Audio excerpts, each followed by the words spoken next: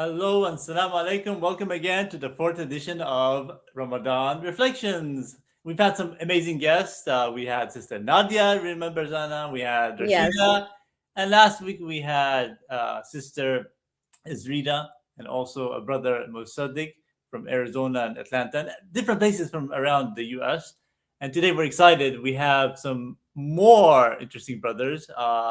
Three men here. One of them is not going to show up, unfortunately, but we have two. Two out of three is better than nothing. Yeah. And we're excited to learn about them. And here is my wonderful co-host. She's down there, Zana, who is Yay. a author and founder of a company. Maybe we'll work together and write a book one day. So go ahead. And how are you? How is your Ramadan going so far? Oh, it's pretty well. It's great. We had a really nice ladies' party last night by my house, and everybody's was here till very late, so we really enjoyed it. Oh, okay. I should have been invited to that. No, I just know kidding. it was only Maybe next time. Okay. and you have Are to you? take a jet because you're in Arizona. Exactly. That is for ladies only. Okay, let's go ahead and bring our guests here. We have Mobeen in Arizona, and we have Yasim in where is he? Yasim. Texas. Yasim. Where is he at? He's Yes, in he's from New Jersey. New Jersey. Okay, great, awesome. In your hometown. Here we go. All right, assalamu alaikum, guys. Welcome. Walaikum salam. Welcome. So happy to I'm have you having here. trouble hearing the audio, guys. You're good. We can hear you. We can hear you, but can you hear us? Oh, you cannot hear us. Okay, we can hear you. Yeah. So reconnect again. Okay. I don't hear none of you guys. Okay, you can hear us now? Okay. Reconnect. Okay. We had the same issue before. Okay. Reconnect or put a headpiece here. Okay, I see he's gonna reconnect. Okay. All right, Zana, would you like to introduce the guest or So introduce? yes, so we have Mobeen here, and in one sentence, give us your name, where do you live, and what do you do, Mobeen? Of course. So my name is Mobeen Qureshi. Good to meet you guys. I am Nice from to meet you. Phoenix, Arizona, and I am a product designer working in IT. All right, perfect. Let's hold on for a second. Can we hear you? Perfect. Okay, perfect. All Okay, awesome. Awesome. So we have here Mobeen from Arizona, a product designer. Awesome. Yasim, your turn. And Yasim, can you introduce yourself in one sentence, your name, where you live, and what do you do? Yep, my name is Yasim Mustafosky. I live in Emerson, New Jersey, as of about a year now, and I'm a district manager for Keurig Dr Pepper. Nice, very nice. Amazing, amazing. All right, that's awesome. First question: how do people in your generation celebrate Ramadan now? I know you guys are, I think, in your 30s, both of you, right? Am I right? Almost. Yeah, I'm about a year away, so same thing. Okay, pretty About close. a year. Yeah. I mean, Robin, you started off. A Yeah. little bit younger than us, but we'll start with our guest, Yasim, because you're new. Go ahead. I mean, I would say I celebrate like everybody else. I wake up for seafood. I drink my water. I eat as much as I can. I fast throughout the day. I try to be as great as I can during this month. I try to hold off from the bad thoughts and all. Just try to keep focused, you know. That's And yeah, so you just reflect. yeah, exactly. This is just my month to really lock in and be the best version of myself. Oh, that's Amazing. amazing. Awesome. How And about you, Mubin? Mobeen? Yeah, I mean it's an interesting transition for sure, especially going from 20s to 30s now. Remember, growing up, you're basically following your parents and doing everything that they do, right? And talking to people that they're friends with, their community, all those things. But as soon as you get older, it's kind of like, okay, how do I keep the spirit alive within my own community, right? How do we do our own iftars, go to our own dinners, things like that, just to make sure that, because being around other people in Ramadan, I think for me is fairly important, especially growing up here in Arizona where everything's so far apart. It's very hard to keep track of, hey, why am I doing what I'm doing? What's the importance of this, and having people around you kind of doing the same thing that you are, and kind of having like a shared belief in what we're doing, really helps a lot, kind of getting through those 30 days. So camaraderie really helps a lot. So yeah, the biggest thing in my 30s was kind of reconnecting with my group of people, with my friends, and making sure that we are spending a little bit more time together, which has been fun. So obviously most of us Great. so we do go out for dinners as opposed to going over to each other's houses, but the idea is still there. Yeah, so you're doing the dinners at the restaurants now. Yeah, exactly. That's great. I also want to say there are a few people watching. I can see there's a number. Write and comment if you guys are watching. Tell us where you're from, and we'd love to hear from you guys as well. And then also, this is live on the United Quran Project channel. There's many activities there. I think, Zana, it is your question now. Yes, the next question is, what Ramadan traditions from your family are most important for you to keep? So we'll go with Yasim. Say that one more time, Margaret. I'm sorry, your audio cut off. Sure. What Ramadan traditions from your family are most important for you to keep? I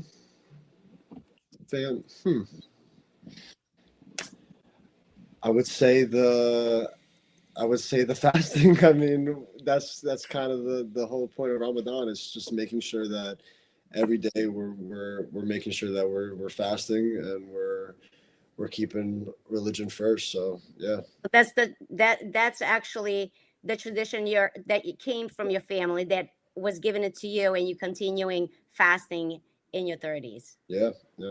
Or let me also put it: is there any traditions that your family do when you were a kid, and then you grew up that you're like, oh, I remember that. Like, let's say particular food or a dish or something like that you're still doing, that you're doing. I understand you're married now too. Is there something you kept in that?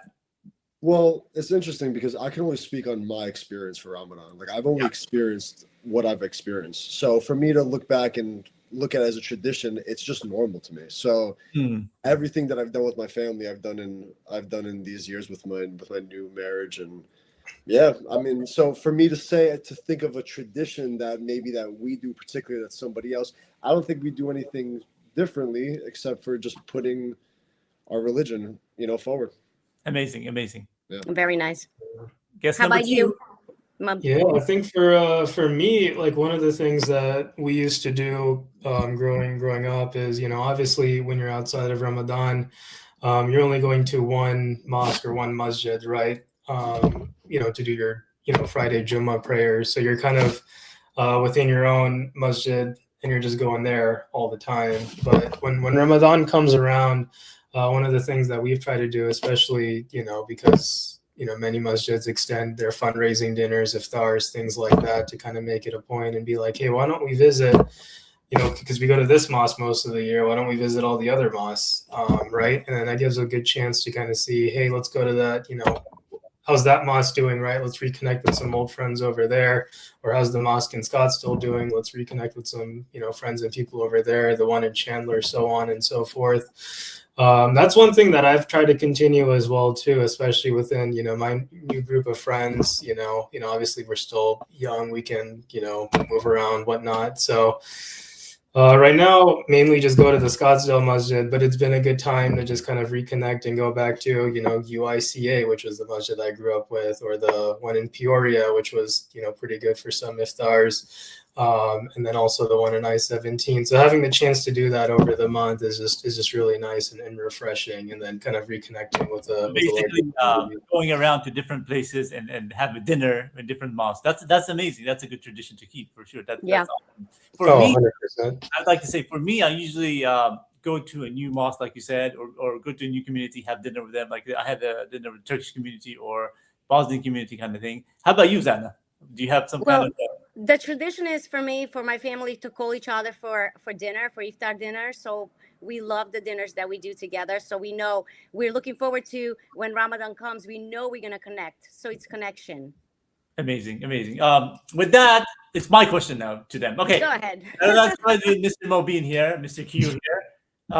So we live in a fast career technology world, right? Social media, all of this. How does that tie into that? Because when you guys were born, I think it was just coming up there, all the social media, I don't know, 2009, 2008, around that time. And so how does that affect your working, fasting, being with colleagues, being with people around you who are not Muslim?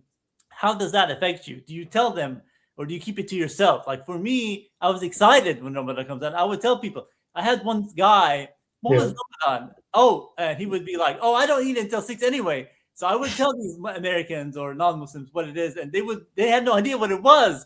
I was so excited. So tomorrow's Ramadan. I'm like, what? What is it? Yeah. Yeah, no, I mean, I've seen a lot of that same stuff. I mean, I feel like it's a lot more awareness towards kind of what the Yes. holiday is, right? Mhm. What the tradition is, and especially what Eid is, right? After Ramadan as well, which has been great. Social media, to your guys' point, I think it's played a significant role just in terms of giving a better view into not only what Ramadan is, but who Muslims are in general, right? Because, you know, Yeah. a lot of the time us growing up, you know, we had to come in and kind of give like a, 20-page power, presentation of, no, this is what Muslims are, this is what we do, this is, but now it's kind of like there's like a better lens into Yeah. who we are, and For we're sure. just like the rest of you, practicing the religion that we have. And yeah, social media I think has further normalized that too, because I know like now when I scroll through Instagram or Facebook Reels, there's a lot of Muslim content creators, right? Yeah. So a lot of the jokes and stuff are very Ramadan focused, right? Hey, here's some of the silly mistakes I make during fasting or stuff that I do while praying, that we can all kind of relate to. So it's kind of it's been really, really good to see that, right?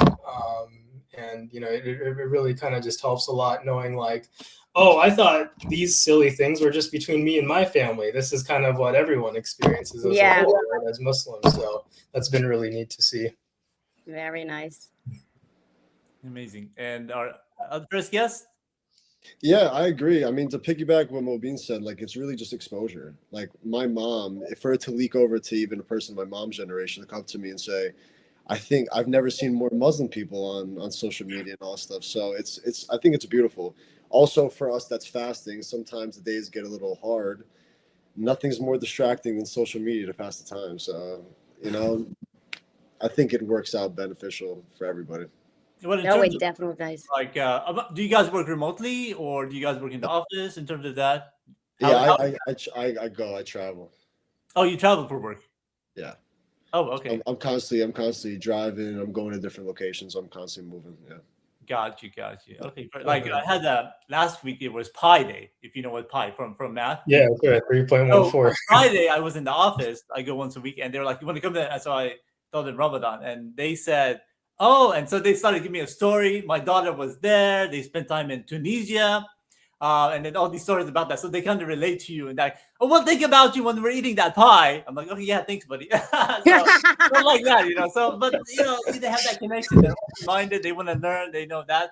But there's a lot of Muslims who work I'm an engineer, so in our environment, there's a lot of hijabis, a lot of that. So they know the familiar from the subcontinent of Asia kind of thing. So yeah, amazing. All right, then let's It's see also here. in schools. There's a lot more awareness in the schools. Yeah.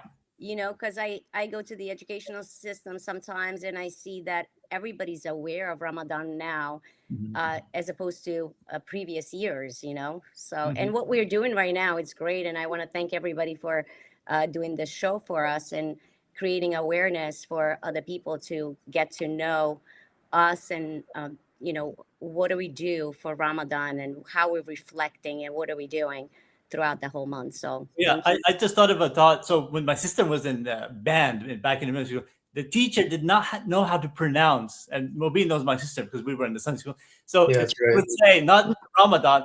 How is Ramadan? So she would. And I'm like, okay, is it coming up? And so the teacher, she was a band instructor, the marching band. But my sister would be like, oh my god, can't you pronounce it right? So, Yeah, like you put it that way, it's terrible now. I know. It's like, yeah, just pronounce it right. Come on, it's enough we're not eating and drinking. Come on, guys. Yeah, right. Hey, you know what? I'm gonna tell you something, Omar. Guess what my brother's name is? Your brother's name is Ramadan. Ramadan. Yes. Oh, nice. Interesting. Okay, we have somebody here. Your next promotion. Hello, Omar and Zana. Okay, somebody here maybe from your connections or Whoever it is, thank you for watching. Tell us your name. Who are you? Some All leadership right. In the person. interest of time, we're gonna go to the next question. So let's start with, what Ramadan value do you hope your generation carries into the future? You can start, Mobeen. Me? Oh man, that's a deep one. So anything you hope your generation carries into the future? I would Um, say it's kind of like the keeping the religion. I've kind of mentioned that before, like keeping the religion first. I see a lot of, especially in America, we tend to culturalize everything and we make things fun. And I get it; it's supposed to bring the youth in and keep everything exciting. But I think a lot of times it gets lost that when people just tend to, oh, this is just the, and honestly, I've kind of done the same thing. Growing up, I fasted because that's just what everybody in the house did, and everybody was just, it was just kind of just a thing I had to do until I got older, until I realized that the whole meaning and point behind it. So I would say the value that I hope people put first is just understanding that, like, this is for God, and you're doing this kind of not to give back, but to show and sacrifice and show, like, hey, look, like, you've given me everything. This is the little amount that I could do for you. So yeah, it's a great reflection month for us. yeah. Perfect. Yeah. Thank you. Amazing. Well That's a said. good question there for you. By the way, that was Felix, our friend Felix. Yes, joining us. I feel Oh, like. nice. Hi, Felix. Thanks for joining. Not Felix the cat, but a different Felix. So Okay. he's a good guy. Thank you for joining us. And so here's the question. And Mobeen, did you answer that question? I don't know. Oh no, not Yeah. yet. But yeah, no, I think Yasim there brought up a good point. Yeah. And I think for me, like the biggest value for me, or thing that I hope continues on, is, especially growing up here in Arizona. I'm sure, Umar, you can relate to this as well. Arizona was always in a growth phase. There's always this thing. There's not enough Muslims in Arizona, right? When you have people from Chicago and California. Yeah. And New But York. when Kids, people, guys, start having more kids. yeah, exactly. Grow the population. That's do it like eight, like they used to do, eight kids, Yeah. Once. But the biggest thing is, it's like every time, no matter what masjid I go to, right? Whenever I, have a chance to, go around outside of my community and visit these different places, the parking's always filled up, lines out the door. It's packed, right? Every time you're fundraising in these mosques now, it's always like, hey, donate to expand the masjid, expand the parking lot, all those things, which is amazing. So I hope a lesson for us, to Yasim's point, once we do start having kids, we do hope to keep that value alive, of the beauty of going to the masjid, because the last thing we want is for those crowds to die down, not enough people going, masjids kind of closing down.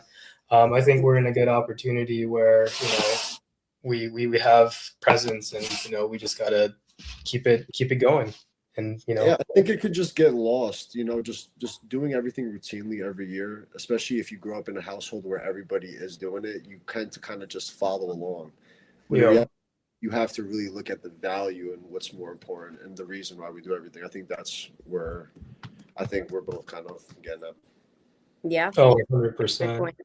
And Amazing. that's kind of the thing. Oh yeah, go ahead. Go ahead, Mobeen. Finish up your point there. Yeah, I was just gonna say, to follow off that as well too, because it's interesting, because I feel like there was like Islam for me happened in like two stages of my life. The first stage was kind of following and growing up with what my family was doing, but then 20s going into 30s, it was kind of up to me to be like, hey, what does Islam mean to me? And how do I make sure I get the most benefit out of it? And making sure that I see the beauty in it, and this is something that I'm comfortable and good being a part of, right? So that was a very great time in my life, just in terms of going from adulthood to now being in my 30s, to now with confidence going towards whatever that next stage is, whether it's growing a family, growing my community, things like that. Yeah, like you're on your own, you're with your family, you're living, Yeah. and you realize this is important. I need to maintain this kind of thing. So that also leads me to the next question in terms of mentorship. And before we go there, go ahead. Also, none of you guys have kids yet, right? Or Mobeen, do you have kids? No, All right. I don't. So for me, it was me teaching my son what is Ramadan spiritually and emotionally, like how it slows us down, how patient comes a big part of it, and the gratitude. The whole month is about gratitude, what we have already, not what we're going to achieve. Because everybody's scrolling through social media and they see all these big things and they think they're going to be a millionaire the next day. But we're slowing down and we're teaching our kids. My kid is 10 years old and he's like, well, we need a bigger house. I'm like, no, our house is actually great. So gratitude and compassion as well. How we compassionate towards each other, towards the community, because this is also about community, about your neighbor. Like, what can we give? What, and that is actually leadership, and it's silent. Silent giving is the best one. Amazing, amazing. I do want to play a 30-second commercial. Think about the mentorship one. We're gonna get to that. Just to give you a little 30-second breather. We'll be back with you shortly. Ramadan represents much more than simply observing fasting. It is a meaningful time for deep reflection and consideration, and discovering what truly matters most in life and beyond. In the deep silence, we often uncover true inner strength. Reflections on what this month represents and its significance. This is our beautiful and meaningful Ramadan story together. All right, we are back. Oh, that was so nice. Awesome. We are back with wonderful co-host Zana and two guests, one in New Jersey and one in Arizona here. Okay, let's talk about mentorship. Let's go to our guest, Yasim. Talk to me. So you gotta just. I don't think you said the question. Can you repeat the question, Omar? Yeah, mentorship. I'll put the chat box here. So give me a mentor or some mentor that you grew up with that really taught you to grow. In general, or as far as like Ramadan specifically? In general. Yeah. Honestly, I'd rather just give it on Ramadan. Like, I would say my grandpa, you know, he taught me how to pray every time we went to, after we fasted, we went to Tel Aviv. I followed him along. And I'm talking about times when I was like 6, 7 years old, like really young. He incentivized for us every time we learned the new surah. He would give us money, so that way it would kind of just get us. You know, as kids, give me $10, they'll do anything. So, yeah, I would say as far as somebody I looked up to and somebody that actually brought me and started me on the journey that I am on today, it would probably start with him. Oh, beautiful. Yeah. Thank you. How about you, Mobile?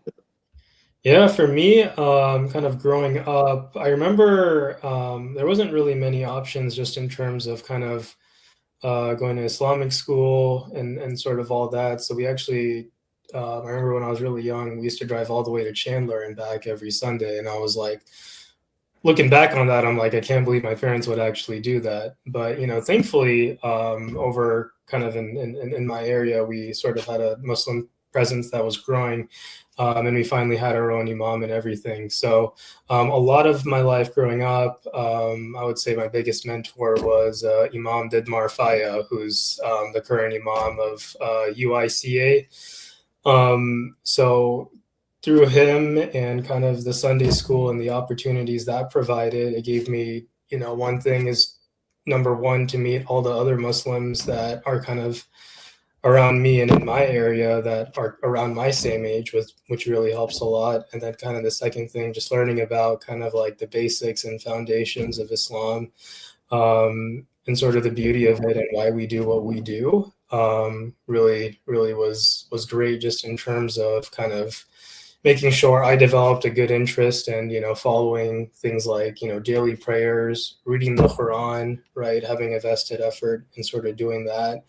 And I think a lot of that kind of influenced me in my adult years as well, when I was kind of looking back and being like, all right, I can, I guess, read Arabic, but how do I understand it? But kind of like that interest still persisted in terms of me wanting to take that next step. So yeah, I would say Imam Didmar was probably kind of my biggest mentor growing up. And yeah, he was on the program before, and he's an Albanian imam, young guy, born 1980. Yeah. He's not that, and so amazing. Yeah, very. Yeah, that's very nice. Speaks the way he speaks to the youth. He knows how to do that in a nice, matter way, so people know, especially in America. He grew up coming in. I think he came here at 18. He knows Arabic. He knows Italian. He knows Albanian language, and so with that and being a young guy, he's not one of those with a big beard or anything, but he has a young way of doing it. I think now he's at a higher status in terms of profession. He travels and those things, but that's amazing. Yeah, beautifully said, both of you guys. Is that Beautiful, beautiful answers. uh Omar, how about you? Who influenced you? I mean, I would say first of all, where you're growing up, your parents. Right? Your parents are Parents. the ones who Yeah. actually take you to the mosque, and then the peers around you, like Imam Dedmar, like he's mentioned, he has a way. Or we have another guy, Sabahaddin Chemin, another Imam Bosnian. The way Oh yeah. they teach you, right? You probably know him. The first impact or the first impression of them is that how it's going to be. So that's how, as Muslims, being in America or everywhere in work, we have to show them our kindness and the politeness. That the Imam always mentions that God will forgive if you miss prayer, if you miss fasting, but He will never forget. He keeps repeating this: if you treat people badly, that's the most important thing. And so I try to remember that the people in the past, as Sister Nadia said, who was on the first episode, go back and watch it, how connecting with people is important. That's the one important thing, you know. So I tried to think in my past, who did I hurt? Who did I do? Just go back and just mention to them, talk to them, go back to them. And this is a lesson to anybody here or anybody that's watching. Yeah, Try forgiveness. people, friends, family, see how they're doing. We all have disagreements. You don't have to like everybody, like you said, but just be nice to them. You know, you're not gonna like the 10 million people or billion people around the world. Every single person is gonna be eye to eye to you, but be able to just be nice and move on. You know, and try to rekindle ties, whatever it is, aunt, uncle, and that's how I try to do. So definitely, Yeah, for sure. forgiveness also. Yeah. Exactly. We can definitely go over today because it is the last episode. Let's go with the quick round. Yeah, we love that quick round. Let's see. We have here your one word that describes Ramadan for you. One word. Yasim. One word. Hungry. Hungry. It's kind of interesting. I don't ever feel hungry. It's more of like the lack of sleep. You're sleeping less, kind of thing. You get Yeah, used lack to of it. sleep. I don't know. Yeah, It's I just get hungry. but then there's sometimes some phases you feel hungry. How about you, Mobin? One word. I guess grateful. Yeah, Gratitude. Yeah, great. Yeah. grateful. Yeah, definitely. Favorite food, Mobin? Oh man, biryani. Okay, Yasim. Chicken franchise. Zana knows that. Wow. Love that chicken franchise. And hardest part of fasting, Yasim. Nothing. Nothing's hard about it. Nothing's Oh, hard. amazing, mashallah. Okay, Mobin. Waking up and sleeping. That's Waking up and sleeping. Yeah, that the Yeah. pattern of that. Yeah, especially if you Yeah, the have pattern work, is you have that. to go Yeah. out. That can be a little difficult. That's challenging. But Yeah. yeah, if you okay, imagine a non-Muslim coming to you and you say, "Wow!" But for us, it's very easy. We get used to that. You know, it's.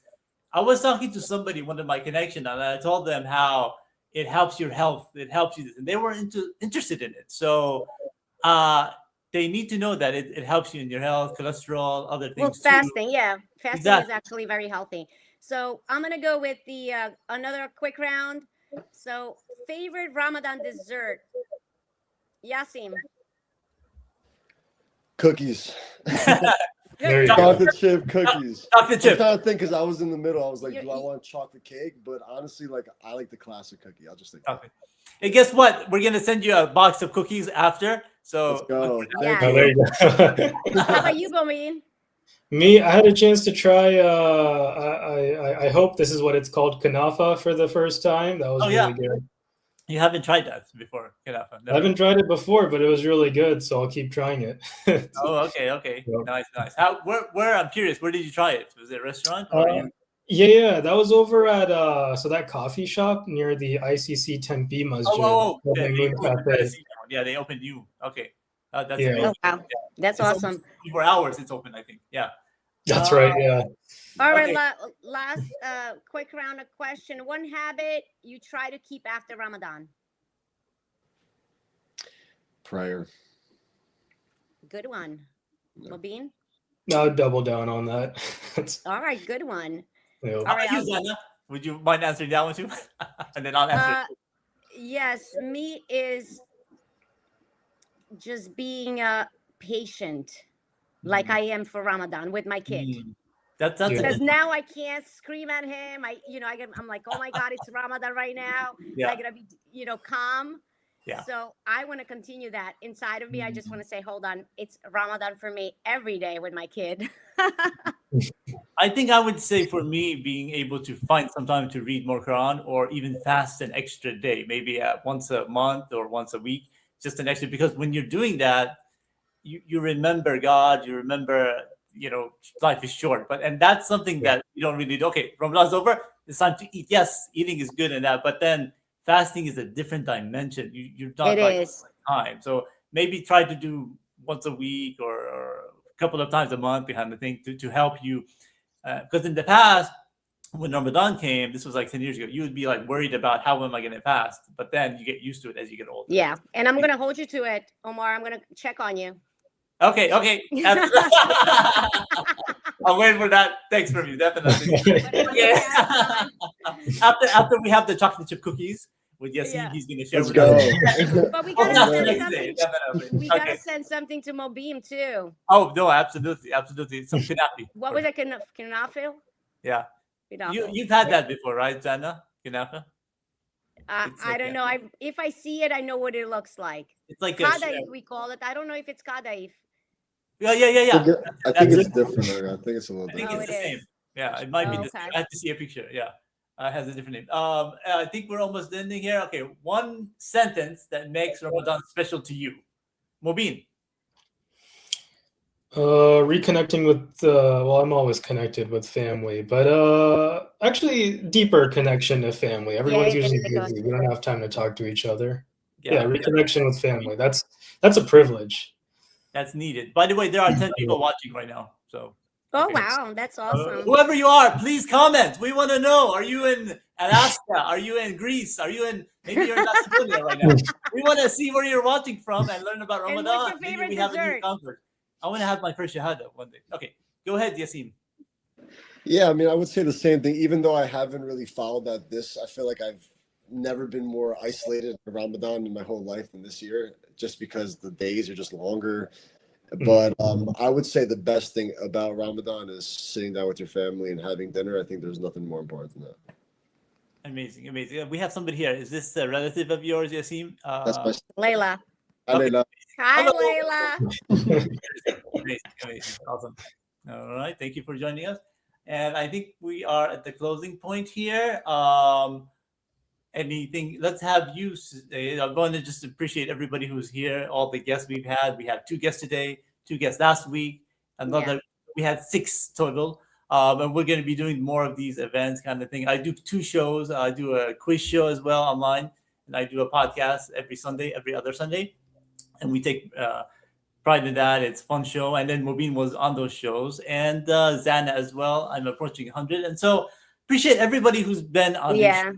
Ramadan is an important reflection. I appreciate Zana, actually, her idea to come up with this program, because we need that. We need people to go out there and know what the Ramadan is. A lot of people do because of social media, as Mobin said, but still, the awareness is not there. We have some people anywhere who don't know what that is. Let's say in the middle of the state of Arkansas, they have no idea what that is.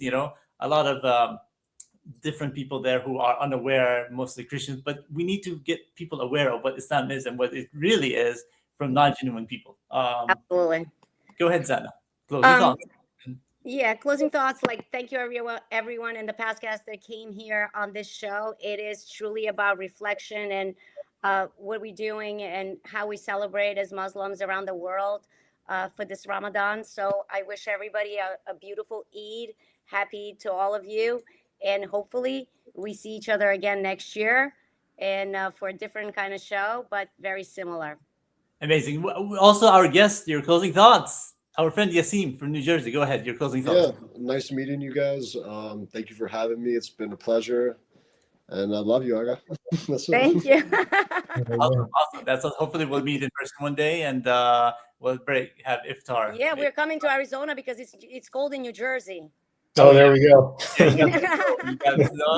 Well, most of the guests were from this part of the town, right? About 50% of them were from Arizona. So that's a hint that you need to fly over. We'll send you a jet. No, I definitely want to see Sedona, where it's all red and orange. Yeah.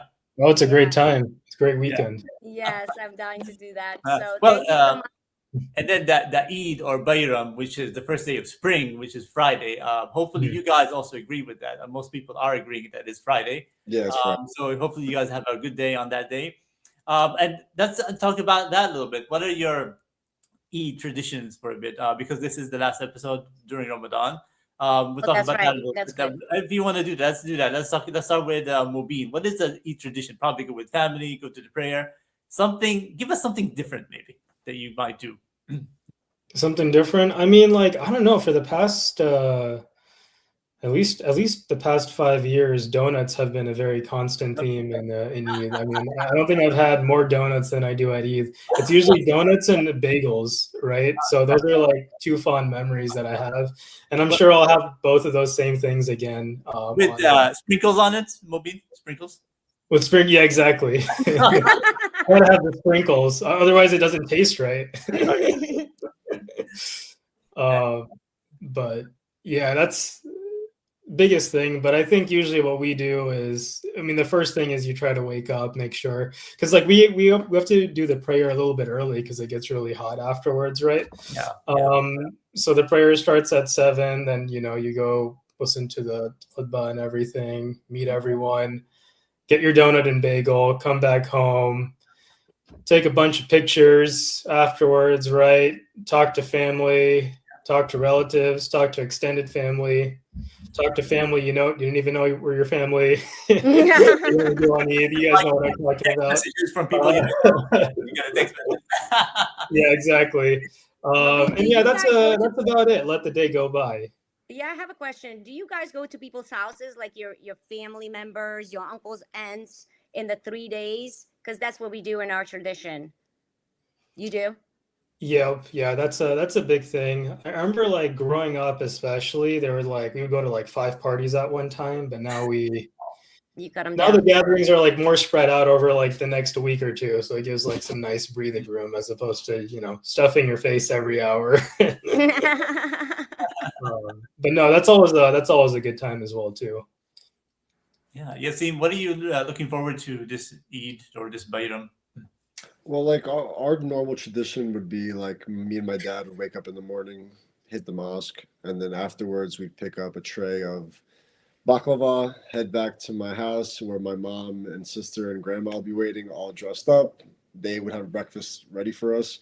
And then we would change into our not nice clothes afterwards. After we did all, obviously we got to kiss the elders' hands and hug our parents, and then we just wait basically till we're, like Azana said, go over to the next person's house.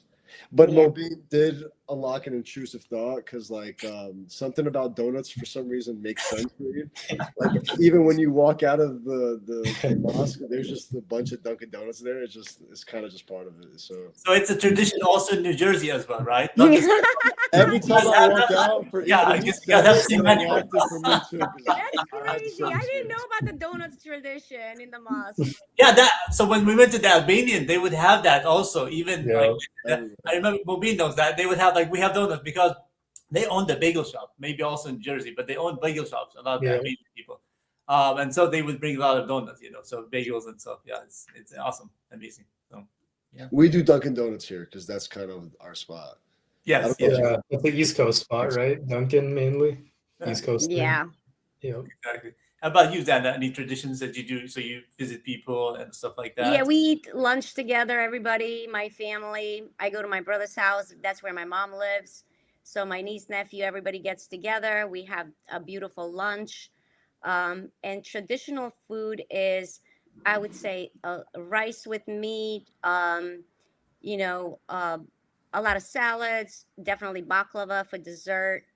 And then we just go to people's houses or they come over. So we just want to make sure who's where so we can see each other for in like a three day period. So we celebrate for 3 days. And then, for me, it's great because my son, I want to make sure that he knows that he wears brand new clothing. So we go shopping for him to wear clothing, and for him is very interested because money giving. So elderly give the kids money for Bayram for Eid. So he's looking forward to that as well. And then I tried for the past 2 years. I've sent them to the mosque, so we would pray there, and they had some traditional songs that they would say, and that I was very proud of it. This year, I think he's gonna join my brother to go to the mosque, so that would be Amazing, beautiful. amazing. So what I do, yeah, we go in the morning, we pray at 7:15, and then we order immediately after that. My dad orders, or we order Boric from the Bosnia place. Like, you have to have that. We go, what time is it ready? Hey, Omar. We're gonna get it by 11. Oh, so that's your That's the tradition. first thing. We have to have that. So every Bayram, first day of Eid, we have to order. We have to have that. I'm like, Dad, maybe they're closed. No. We have to have it. You know. Guys, let me ask you, when was the last time where they stopped giving you money? How old were you?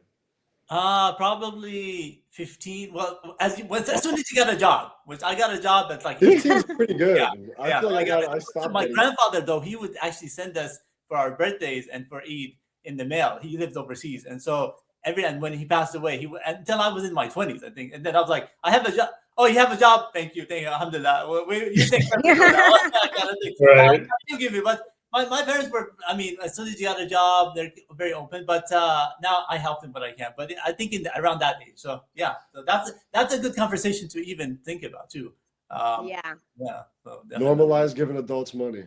Yeah. Exactly right. There's a tradition where in the mosque sometimes I see they put a basket, people throw money in the basket. Like, I see that tradition too. You guys also, I'm sure, have that same. They open up a big basket, people just toss money in it in the mosque for the Eid, you know. So Oh, nice. yeah. Yes, for donation they do it too. Yes, exactly. So, In our mosque, they have a kid walking around, basically. yeah, exactly. Yeah. Right. Same thing. You can't say no to a kid. Oh yeah, exactly. Yeah, very And cool. they're good walking through the lines too, as opposed to an adult. So it works out for everyone. Oh, absolutely. Because we grew up in the Albanian community, and so Mobeen also knows that idea. And so huge. But then there was a conversation, something that happened in that, and then they broke off, and so that's another story. But yeah, I appreciate you guys being here. We're at the 45th mark or 43rd mark right there in the live. There are still 3 people watching. I'm glad there are people still watching until this moment. Appreciate you guys. Last minute words. Anybody want to say before we end the stream? Food.